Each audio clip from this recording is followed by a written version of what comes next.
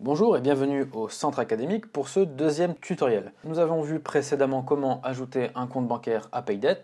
Maintenant que cela a été fait, nous allons voir ce qui va se passer après l'opération de synchronisation. Vous arrivez sur votre écran et vous avez ce message qui vous dit que l'opération de synchronisation s'est effectuée avec succès. Dans mon cas, j'ai reçu un mail sur ma boîte pro, hugo@paydet.pro. Vous aurez ce message d'alerte par mail une fois que la banque aura synchronisé votre compte avec Paydet. Alors, ce qu'il faut retenir de Paydet, c'est qu'il synchronise 4 fois par jour vos opérations bancaires. Si jamais vous avez une opération en cours et que vous avez besoin de le voir immédiatement, vous avez juste à cliquer sur un tout petit bouton, c'est le bouton mise à jour, qui va vous permettre de mettre à jour tout simplement votre compte et de le synchroniser à nouveau. Ce sera une mise à jour manuelle et comme ça vous verrez les opérations apparaître. Il arrive que parfois les opérations immédiates ne soient pas visibles dans Paydet. Dans ce cas-là, attendez un petit peu et recliquez sur le bouton mise à jour. Ensuite, vous pouvez constater que dans l'onglet Banque, comptes et sociétés, vous avez donc vos comptes qui ont été récupérés. Vous voyez ici, moi, c'est la banque Rhône-Alpes et qu'à côté, il est écrit en cours de synchronisation. N'oubliez pas qu'une fois votre compte synchronisé, il va falloir l'affilier à votre société. Pour cet exemple, nous avons une société test.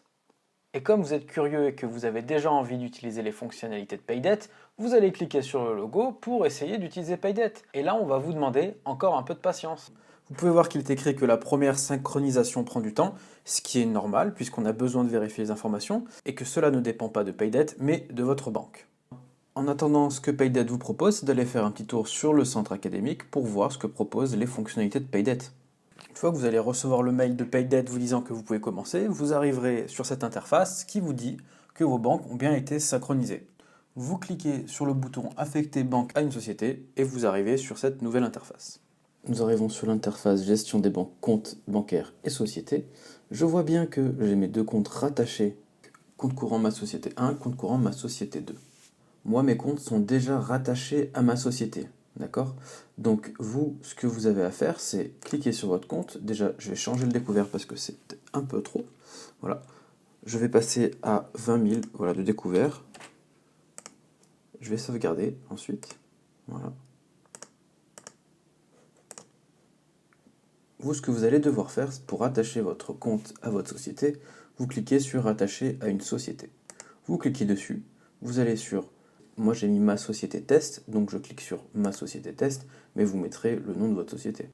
Ce qu'il faut savoir, c'est qu'à partir du moment où vous allez mettre vos informations sur Paydet pour vous inscrire, Paydet va automatiquement mettre le nom de votre société dans les paramètres. Libre à vous de les changer ou pas.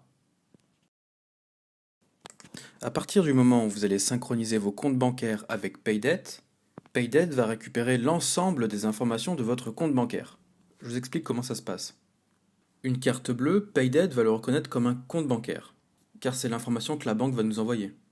Un compte placement, Paydet va le reconnaître aussi comme un compte bancaire. Un compte épargne ou un compte carte de débit différé, Paydet va aussi le considérer comme des comptes bancaires. Même si vous avez différents financements, par exemple un financement à 5 000 €, un financement à 20 000 €, Paydet va reconnaître deux comptes bancaires pour ces deux financements. C'est normal, ce sont les informations que les banques nous envoient. Mais vous, aujourd'hui, vous allez vous concentrer uniquement sur la gestion de votre trésorerie et de votre cash. Et de ce fait, vous allez vous concentrer sur les comptes courants. Ce que je vous conseille fortement de faire, c'est de supprimer tous les autres comptes qui ne sont pas courants, puisqu'ils ne vont vous être d'aucune utilité sur Paydet. Nous, on est là pour améliorer votre trésorerie et votre cash, donc Paydet va directement aller à l'essentiel. Vous voyez que j'ai encore un compte perso. Alors, vu qu'on est une entreprise, on va l'enlever, ça ne va pas nous servir, et je vais le renommer en Société 2. Lors de ma synchronisation, vous pouvez constater que Paydet a récupéré toutes les informations et a pris en compte les cartes bleues, mon compte pré-bancaire ainsi que mon compte financement. Ils ne vont pas nous être d'utilité puisque dans vos comptes courants, les cartes bleues, les prêts bancaires et comptes financement sont déjà intégrés. Du coup, ils ne vont pas m'être utiles, je vais donc les supprimer. Si je veux ajouter une société, il me suffit de cliquer en haut à droite sur « Ajouter une société ». Je viens créer le nom, je sauvegarde. Vous voyez que ma société Hugo est là, mais qui n'est affiliée à aucun compte. Voilà, ce tutoriel est terminé. Je vous invite à aller voir la prochaine vidéo où nous allons rentrer dans le vif du sujet.